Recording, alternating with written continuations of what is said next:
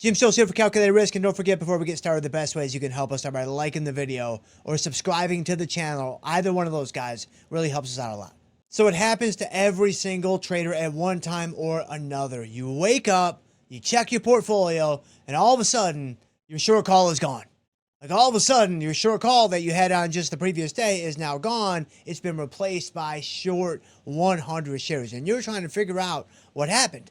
This can be a very startling experience, sometimes even a bit frightening the first time or two or 13 that it happens to you when you are assigned on a position and you weren't necessarily expecting it. And for a lot of traders, early assignment can kind of feel like a glitch in the matrix. It can kind of feel like, man, something went wrong in the process. But actually, a lot of times it's purely mechanical. Like a lot of times it really boils down to the dividend risk that might exist in the marketplace up against the extrinsic value that you have in that short call. And that's what I want to break down here today. So let's go. So the first thing to understand is that when it comes to assignment risk, as it relates to dividends at least, this is a short call problem. This is not a short put problem. And we understand this better by just looking at the other side of the contract, right? Remember, when we are assigned, that means the other side exercised that contract. That means the call buyer decided to exercise because they want to be long the shares, or that means the put buyer decided to exercise because they want to be short the shares. Well, if we're talking about dividends specifically, it's only going to be the shareholders that get to collect the dividend. In fact, anyone that's actually short the shares when the dividend comes out has to actually pay that dividend. So this is not going to apply to the put side of the options market. This is going to be a call only phenomenon, because when a company is about to pay a dividend, the long call holder has to decide, okay, what is going to be a better economic move for me?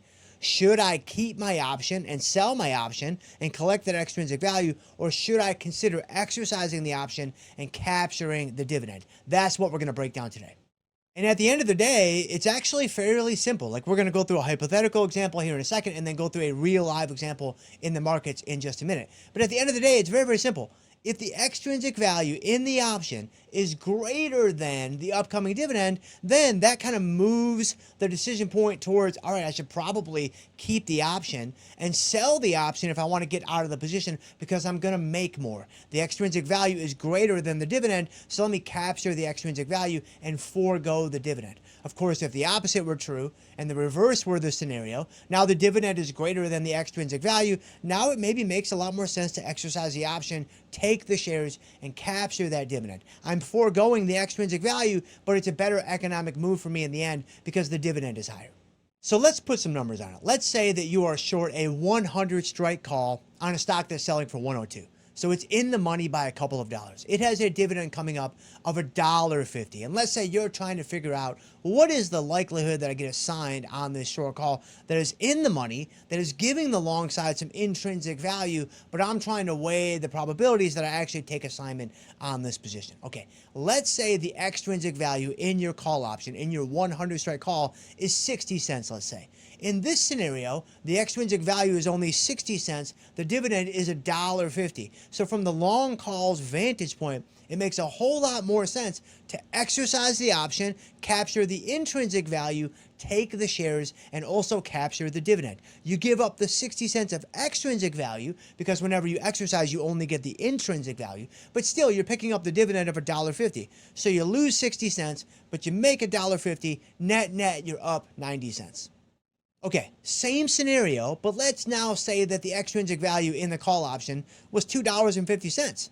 Right now you're looking at the exact same scenario, but now the dividend is $1.50. The extrinsic value in the call is $2.50. So now all of a sudden the scales are tilted in favor of, hey, if I want to get out of this position as the long call holder, I'm just going to sell the call.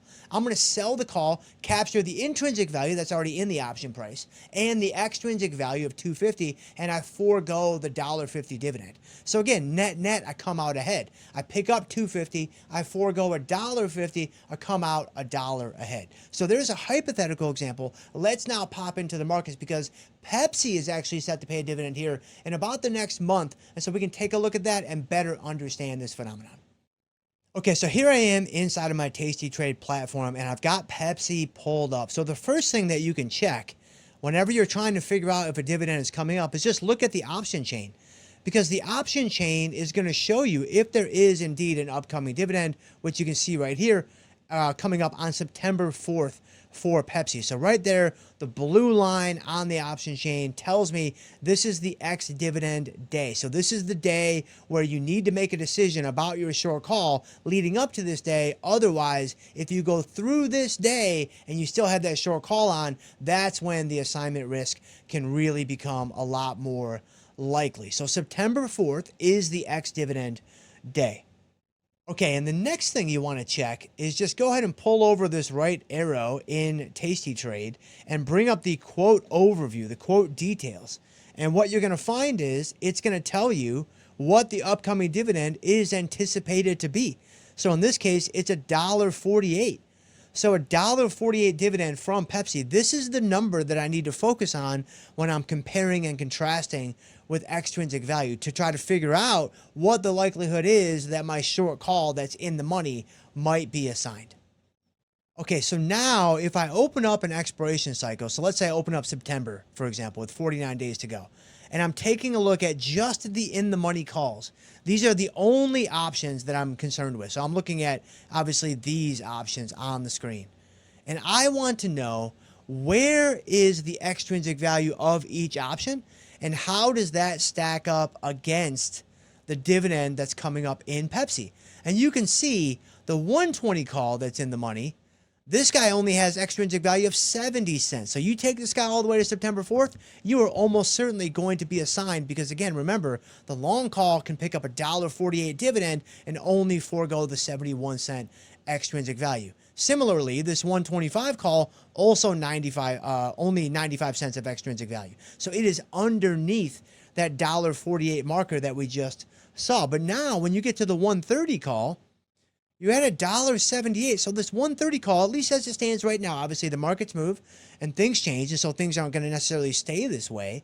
But the 130 call, this guy is actually likely safe from assignment because, again, the long call holder would be more economically benefited from just selling out of the call if he wants to get rid of his position than exercising and picking up the shares. And so, of course, the 135 call is going to be in an even better spot with, it looks like a little over $3. That yellow line is kind of jamming us up a little bit here, but it's significantly higher than the upcoming dividend. So when it comes down to assignment risk as it relates to dividends, it all comes back to the extrinsic value.